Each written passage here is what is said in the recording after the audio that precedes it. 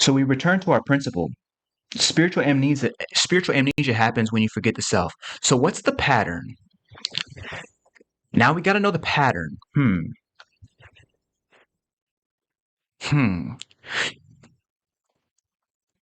We got the principle that spiritual amnesia happens when we forget the self. What's the pattern here? I mean, why is it that we forget the self? Why across all cultures, across all human timelines up to this point in recorded history, there are plenty of instances where most people are living in a state where they have forgotten the self, regardless of what they call it. They might call it God, they might call it Allah, they might call it Krishna, they might call it, they might call it Yo, they might call it um, Wrath, they might call it so many different things. But the idea is that why is it that humans in general, why do we forget the self? This is the pattern I want to start getting at. So here we go.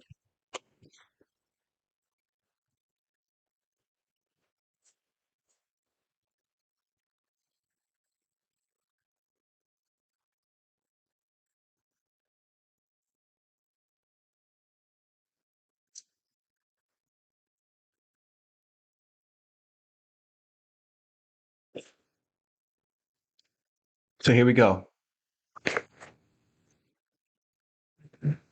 The reason that human beings forget the self is because human beings have a problem with human perception. This is pretty important. I'm gonna make sure I can get this in the light. It's kind of got a glare on it a little bit. You can kind of see the lights and stuff. So you forget the self because you are limited by the five perceptions, by the five senses, rather, that make up human perception: sight, sound, taste, touch, smell, right? The five, that's why I made these lines right here. Okay. We're getting real artistic up in here. The five lines: sight, sound, taste, touch, smell. These five senses are limitations of human evolution at this particular point in history. And they create the optical illusion that you are confined within a single human body and you are reacting to a hostile planet.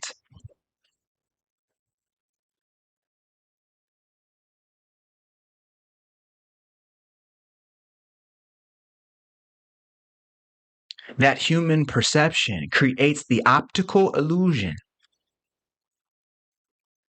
the experience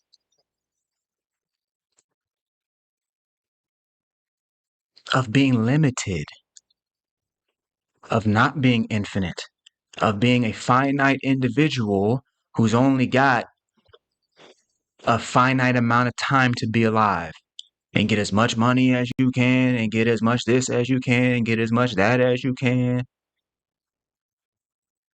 and save up for your kids and all this. That sensibility, that is the foundational element in all warfare. What are we talking about when we talk about war? It's people who a lot of times are fighting over trade routes. And trade routes to empires does mean the continuation of that empire. But if you understand, the basic fear is that if we lose access to a resource, we won't be able to eat. We won't be able to feed people. We won't be able to build. And so, believing that the resources are limited, people fight to protect them, to establish them, to dominate them. That's on a scale of warfare. But when we're talking about just the individual, isn't it the same thing? that when you feel limited, based off of what you can see, based off of what you think is possible, based off of what you've seen before, you come to conclusions about your own limitations. You come to conclusions about what can be true for you and what isn't.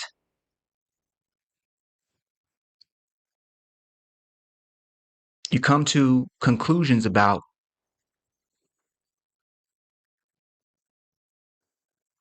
what your past actually means.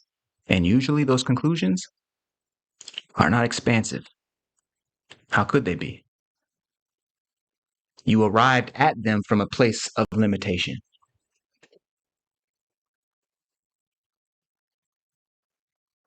That's why in Transcendent Psychology, what we're doing is putting you back in touch with the infinite. And what if there was a simple way to do it? That's what I spend all my time meditating on. What if there was a simple way to do it? Okay, so we get the principle. We understand the principle is that spiritual amnesia happens when we forget the self. We understand the pattern behind why we forget the self, which is that we forget the self because we are limited by the five senses due to the current stage of human evolution. In other words, future humans can develop sense organs that allow for them to expand their perception. There are already humans walking the planet who have an expanded sense of perception. That's all well and good. But if in the end you simply feel confined to a limited body who has a limited destiny, is it any wonder that people always struggle with two basic fears?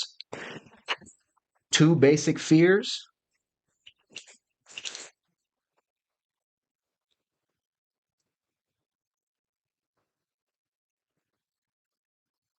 The two basic fears are the fear of lack and the fear of death. If you believe you are limited and that resources are limited, then it stands to reason that there isn't enough to go around. Of course, you would reason from a scarcity mindset. That's a lack based fear. If you believe you are limited and you believe life is short, of course, your time is finite and could be made more finite if something happens to your limited body. You dig what I'm saying? That's the fear of death. Okay. I just want you to understand how the limited five capacities of human perception, the five senses, create an optical illusion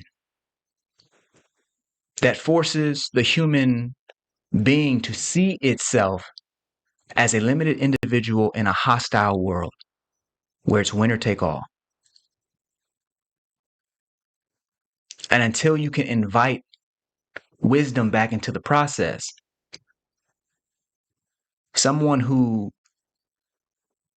is seeing from that standpoint is going to quickly fall through the levels of spiritual amnesia. They've already forgotten who they are. They believed the optical illusion. What did the Buddhists call this optical illusion?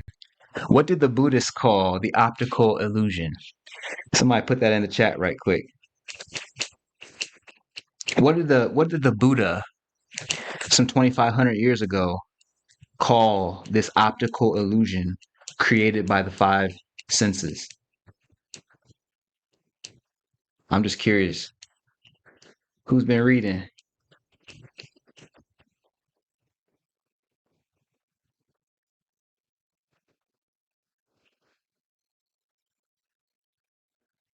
Sublime saying nothing is higher than self. Excellent. Excellent. That's right. The Buddha, the Buddha called the illusion Maya.